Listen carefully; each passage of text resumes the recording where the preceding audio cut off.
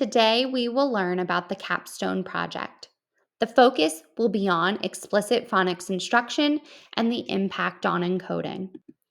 The topic of the Capstone research was phonics instruction and its correlation to student achievement relative to decoding and encoding. Decoding and encoding are both a focus related to phonics instruction because both are required for phonics implementation. This topic is essential to curriculum and instruction because reading and writing are skills used across all content areas. Although reading and writing are taught in isolation, as students progress through their education, they become cross-curricular skills. The problem statement within the study was that the students in my second grade small group struggled with decoding and encoding phonics skills. The impact of explicit phonics instruction was that students could learn how to decode and encode because it can help them become fluent readers and better spellers. A possible cause for this problem was that there was no phonics curriculum in students' previous grades. The research question investigated throughout the study was how might explicit phonics instruction utilizing the UFly curriculum impact second grade students' encoding skills as measured by a pre-assessment and post-assessment. With more research on the science of reading and the benefits of phonics instruction, examining all benefits of explicit phonics instruction is essential. There's a great deal of research connecting the benefits of phonics instruction with encoding. However, there have been limited studies solely researching the impact of explicit phonics instruction on encoding and spelling. This action research study will analyze quantitative data to determine the impact of explicit phonics instruction on students' ability to encode and spell. The final product was an instructional intervention that included 5 hours of explicit instruction, practice, and assessments using the UFly Foundations curriculum and the developmental spelling assessment. UFly Foundations, written by Holly Lane and Valentina Contess, is an English language arts phonics curriculum. The curriculum was a systematic and explicit approach to teaching the foundational skills needed to decode and encode. UFly Foundations is a research program incorporating principles for reading instruction and evidence-based instructional practices. The developmental spelling assessment by Kathy Gansky assesses students' encoding skills following specific phonological patterns.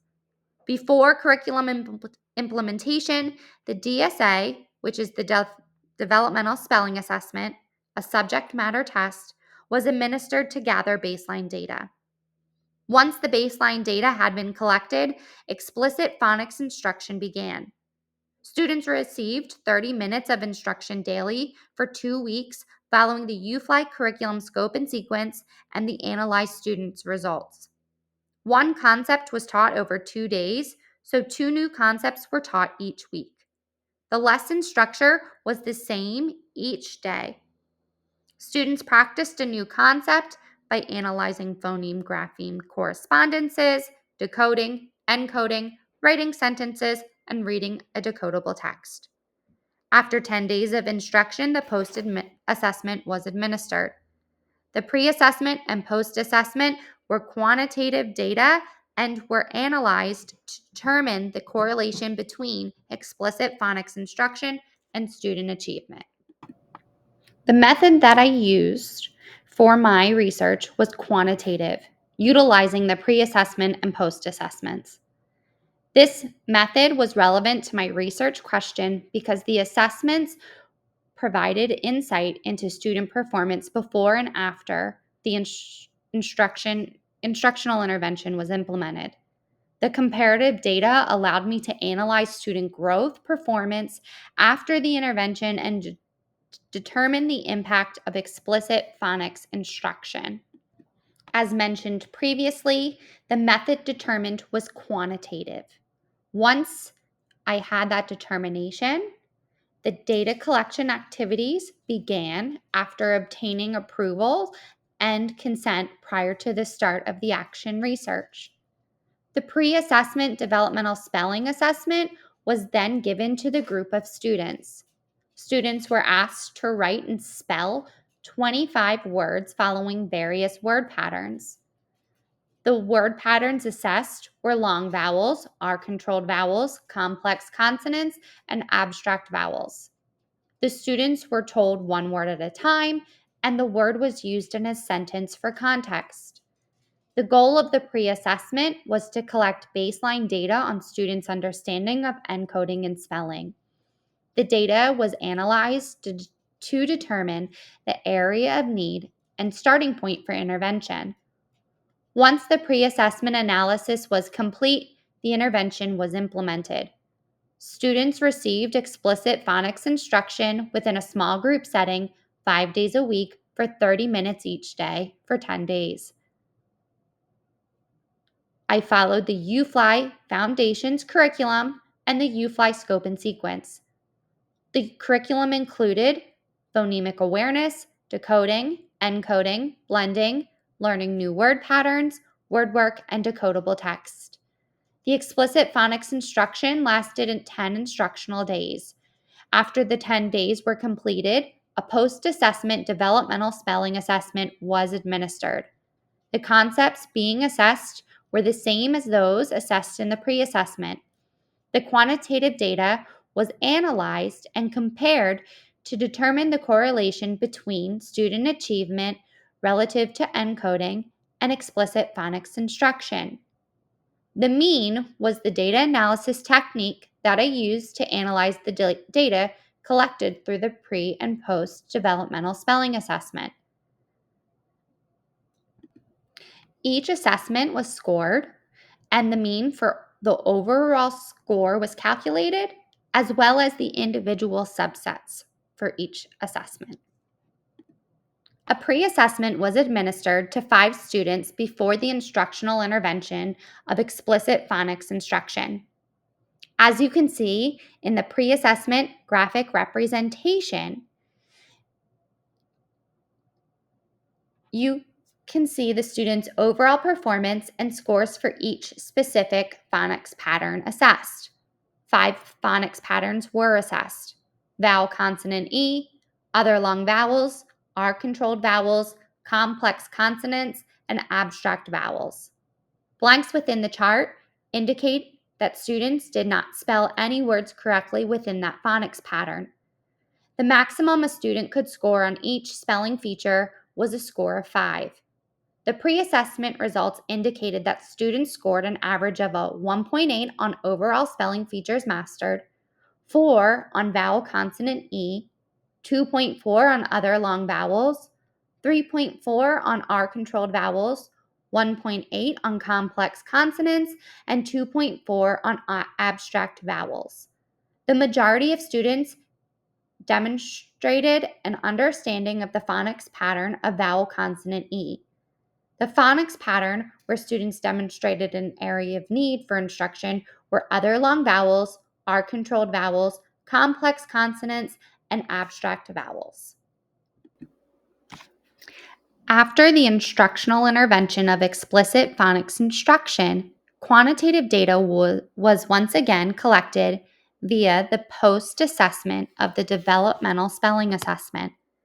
The post-assessment assessed the same phonics patterns as the pre-assessment to determine the impact of the instructional intervention. As you can see on your screen, the post-assessment graphic representation shows students' post-assessment results. As a reminder, the maximum a student could score on each spelling feature was a score of 5. The post-assessment results indicated that students scored an average of 3.6 on overall spelling features mastered, a 4.2 on vowel consonant E, 2.8 on other long vowels, 4.4 on R-controlled vowels, 3.8 on complex consonants, and 2.8 on abstract vowels. Each student increased their score in at least 2 phonics patterns.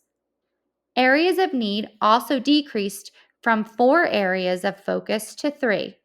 The phonics patterns that students scored the lowest on were other long vowels, complex consonants, and abstract vowels.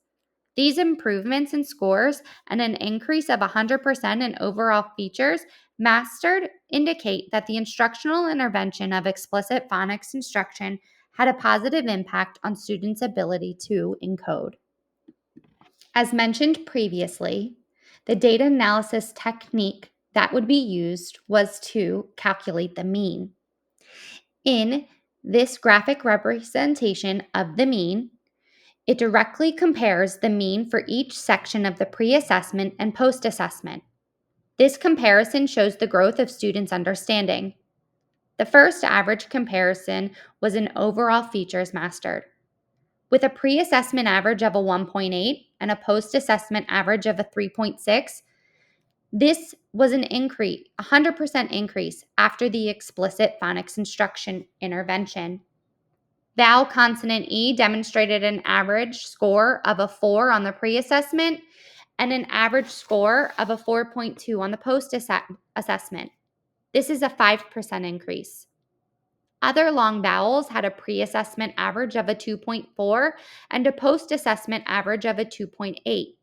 This is a 17% increase after explicit phonics instruction. Our control vowels had a pre-assessment average of a 3.4 and a post-assessment average of a 4.4. The mean for our controlled vowels increased by 29% after the instructional intervention. The most significant increase was in complex consonants. The scores displayed a pre-assessment score of a 1.8 and a post-assessment score of a 3.8. This score indicated a 111% increase from the pre-assessment and post-assessment. Lastly, the average for abstract vowels on the pre-assessment was a 2.4 and the post-assessment was a 2.8, indicating a 17% increase after the instructional intervention. Students showed the most growth in the phonics patterns, complex consonants, and R-controlled vowels. Through the quantitative data analysis, the research findings indicated that explicit phonics instruction positively impacted encoding. Students' overall scores increased by 100%, and students improved their scores in 2 or more spelling features. Based on these increases, the determination is that explicit phonics instruction positively impacted encoding. Through this research study, it was determined that explicit phonics instruction as an instructional intervention showed a positive impact on students' understanding. Students demonstrated a 100% increase in their overall understanding of encoding. Introducing systematic and explicit phonics instruction into instructional practices positively impacted the educational environment and enhancing student learning and alleviating struggles previously encountered with encoding. It is recommended to continue explicit phonics instruction. There were strengths and weaknesses throughout the research study. A strength of the research methodology was the use of quantitative data collection. The hypothesis regarding the cause of student struggle with encoding was tested using quantitative data, which was the pre-assessment and post-assessment. Using quantitative data provided the researcher with precise numerical data that could be analyzed to determine areas of academic need and the impact on student learning through demonstrating growth from the pre-assessment and the post-assessment. In the same respect, a weakness of the research methodology was the need for qualitative data to help guide instruction. The use of quantitative data was beneficial in determining whether or not the instructional intervention had a positive impact on student learning. However, if qualitative data was collected, it could have provided the researcher with an understanding of why a student struggled to understand a concept. An additional weakness was the small sample size. The instructional intervention demonstrated a positive impact on this group of 5 students. However, the small size does not represent the larger population group. An influential factor was that student B demonstrated less growth when collecting the quantitative data than the other 4 students. An influential factor contributing to the outlying scores was that the small group was all taught the same lesson at the same level. Based on student B's pre assessment data, they would have benefited from a differentiated lesson that varied from the rest of the group. Student B would have benefited from starting lessons at the long vowel E phonics pattern rather than the R controlled phonics pattern.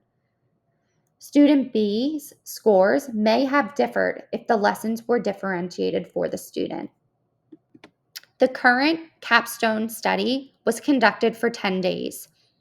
It is recommended that the research be conducted for a longer period and that longitudinal data be analyzed to determine the ongoing impact of explicit phonics instruction. Conducting the research for a longer period would allow the researcher to provide instruction to students on more phonics concepts. By providing the instructional intervention for more phonics patterns, the researcher can determine if the impact continues to remain in the positive trajectory. The second recommendation would be to conduct the research with a larger, more diverse population. The research was conducted with a small group of second grade students. The group consisted of diverse genders and socioeconomic statuses. However, diverse races should be included to determine if the intervention works with more populations. In addition to including more diverse groups, it would be beneficial to conduct the research with second grade students and first grade students to determine if explicit phonics instruction in a younger grade could have the same results. Conducting the research at a lower grade level could demonstrate that the intervention at an earlier age could yield beneficial outcomes. In conclusion, explicit phonics instruction can positively impact students' ability to encode. The Action Research Study explored the problem statement that students struggled with decoding and encoding phonics skills, with a possible cause being that they had not been provided explicit phonics instruction in previous grades. Through the instructional intervention and quantitative data analysis, it was determined that students demonstrated a 100% increase in their overall understanding of encoding, which leads to the conclusion that explicit phonics instruction can have a positive impact on students' understanding of encoding. Thank you for your time.